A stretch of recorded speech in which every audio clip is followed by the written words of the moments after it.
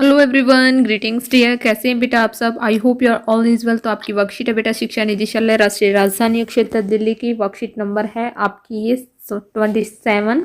ये आपकी 6 क्लास की हिंदी की ऐसे ऐसे एकांकी से 7th वर्कशीट आ गई है बेटा। आपने ये इस पार्ट से इस एकांकी से जो है 7वीं बार आप जो है वर्कशीट पढ़ रहे हैं। ये वर्कशीट है बेटा आपकी 29 दिसंबर 2020 की, यानी कि ट्यूसडे मंगलवार की वर्कशीट।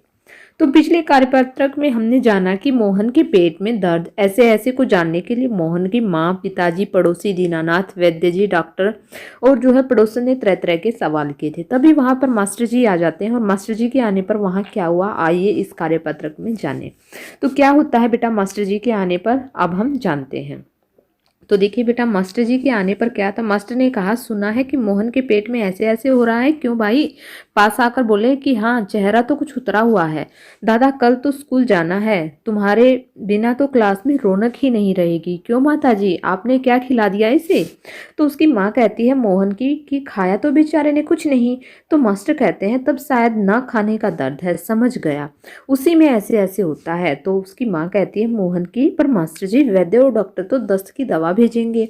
तो मास्टर जी कहते हैं कि माता जी, मोहन की दवा वैद्य और डॉक्टर के पास नहीं है, इसकी ऐसे ऐसे की बीमारी को मैं जानता हूँ, अक्सर मोहन जैसे लड़कों को वह हो ही जाती है। तो उनकी माँ कहती है मोहन की कि सच, क्या बीमारी है यह? तो मास्टर कहता है अभी बताता हूँ मोहन से। अच्छा साहब, दर्द तो दूर हो ही जाएगा, डरो मत, बेशक कल स्कूल मत आना, पर हाँ एक बात तो बताओ, काम तो पूरा कर लिया है? मोहन चुप रहता है।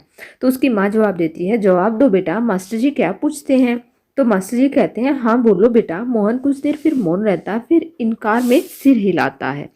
आगे देखिए क्या है कि मोहन कहता है जी सब नहीं हुआ, यानी कि उसने काम फिनिश नहीं किया था। तो अब है बेटा कुछ प्रश्न इस वर्कशीट के बेस पर। तो सबसे पहला प्रश्न क्या है बेटा कि मास्टर जी को ऐसे ऐसे की बीमारी में कौन सा दर्द समझ में आया था। देखिए बेटा, वर्कशीट में कहा गया है ना, हमने पढ़ा था ऊपर की जो है मास्टर जी ने कहा था कि ये ऐसे ऐसे की बीमारी तो बच्चों को होती ही रहती है।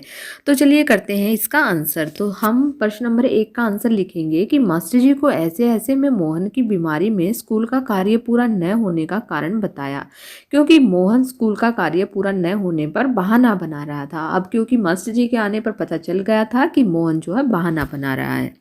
तो चलिए बेटा प्रश्न नंबर 2 देखते हैं क्या दिया गया है। प्रश्न नंबर 2 है हमारा कि मास्टर जी ने मोहन से क्या क्या सवाल किए थे। ये सवाल किए थे कि क्या तुमने काम फिनिश कर लिया है, क्या अपना काम खत्म कर लिया है, यही सवाल किया था ना बेटे मास्टर जी ने मोहन से। तो चलिए कर लिखते हैं इसका आंसर। देखिए प्रश्न नंबर 2 का उत्तर लिखेंगे हम बेटा कि जो है मास्टर जी ने मोहन से प्रश्न किया कि क्या तुमने अपना स्कूल का कार्य पूरा कर लिया है। तो ऐसे ही पूछने पर जो है मास्टर जी को पता चल गया कि जो है मोहन बहाने बना रहा है। प्रश्न नंबर 3 देखते हैं क्या दिया गया है। मोहन ने केला और संतरा खाया। मोहन ने केला और संतरा नहीं खाया। मोहन ने क्या खाया? मोहन केला और संतरा खाओ। आगे है, इन वाक्यों में पहला वाक्य एकांकी से लिया गया है, बाकी 3 वाक्य देखने में पहले वाक्य से मिलते जुलते हैं, परंतु उनका अर्थ क्या है, अलग है। पहला वाक्य किसी कार्य या बात के होने के बारे में बताता है, इसे क्या कहा जाता है बेटा? विधिवाचक वाक्य। और दूसरे वाक्य का संबंध उस कार्य के न होने से, इसलिए इसे क्या कहा गया है? निषेधवाचक वाक्य। ये क्या है बेटा? ये दूसरा निषेधवाचक वाक्य है। निषेध का अर्थ नहीं या मना ही होता है। तीसरे वाक्य में इस बात को प्रश्न के रूप में पूछा गया है कि जो है मोहन ने क्या खाया, यानी कि प्रश्न किया गया है क्या खाया, तो ये क्या है? प्रश्नवाचक वाक्य कहलाएगा। चौथे वाक्य में जो है मोहन ने उसी कार्य को करने के लिए, मोहन को जो उसी कार्य को करने के लिए कहा जाता है, यानी कि आदेश दिया जा रहा है। तो कौन सा वाक्य है बेटा? ये आदेशात्मक आदेशवाचक वाक्य है। तो नीचे दिए गए वाक्यों के जो है 3 रूप आप सोच कर लिखिए। जैसे मैंने दूध पिया, यानी कि पहला क्या हो जाएगा? विधिवाचक क्या हो जाएगा? मैंने दूध पिया। दूसरा क्या हो जाएगा? मैंने दूध नहीं पिया। तो तीसरा हो जाएगा क्या मैंने दूध पिया। और चौथा हो जाएगा कि दूध पीऊँ।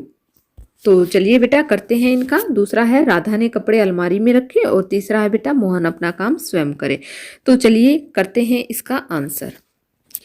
हमारे प्रश्न नंबर 3 का उत्तर है बेटा कि सबसे पहले कौन सा वाक्य था कि मैंने दूध पिया, तो इसका विधिवाचक भी लिखेंगे हम, निषेधात्मक भी लिखेंगे, प्रश्नवाचक भी और आदेशवाचक भी। तो विधिवाचक में क्या होगा बेटा, ऐसे का ऐसे आ जाएगा, मैंने दूध पिया। दूसरा है बेटा कि मैंने दूध नहीं पिया, ये किसमें आ जाएगा बेटा, निषेधात्मक में। तीसरा है मैंने दूध पिया, ये किसमें आ जाएगा बेटा, प्रश्नवाचक में। और मेरे लिए दूध लाओ, ये किसमें आ जाएगा बेटा, आदेशवाचक में। तो आगे करते हैं बेटा, आगे क्या है, देखिए हमारा दूसरा था कि जो है राधा ने कपड़े अलमारी में रखे, तो इसका विधिवाचक क्या होगा बेटा, इसका विधिवाचक होगा कि जो है राधा ने कपड़े अलमारी में रखे, ये क्या हो जाएगा, इसका विधिवाचक हो गया। दूसरा है वाक्य निषेधात्मक में, क्या होगा, राधा ने कपड़े अलमारी में नहीं रखे। और तीसरा प्रश्नवाचक में, क्या राधा ने कपड़े अलमारी में रखे। और फोर्थ हो जाएगा हमारा आदेशवाचक में, राधा कपड़े अलमारी में रखो, यानी कि आदेश दिया गया है। आगे है बेटा जो है तीसरा है हमारा, मोहन अपना काम स्वयं करता है, तो क्या होगा बेटा, विधिवाचक क्या होगा वाक्य, मोहन अपना काम स्वयं करता है, ये विधिवाचक वाक्य होगा। दूसरा है मोहन अपना काम स्वयं नहीं करता है, ये क्या है बेटा, निषेधवाचक वाक्य है। और तीसरा है बेटा कि जो है क्या मोहन अपना काम स्वयं करता है, तो ये कौन सा हो गया, ये हमारा प्रश्नवाचक हो गया। और जो है फोर्थ है आदेशवाचक में, मोहन अपना काम स्वयं करो, आदेश दिया गया है, तो ये हमारा आदेशवाचक हो गया।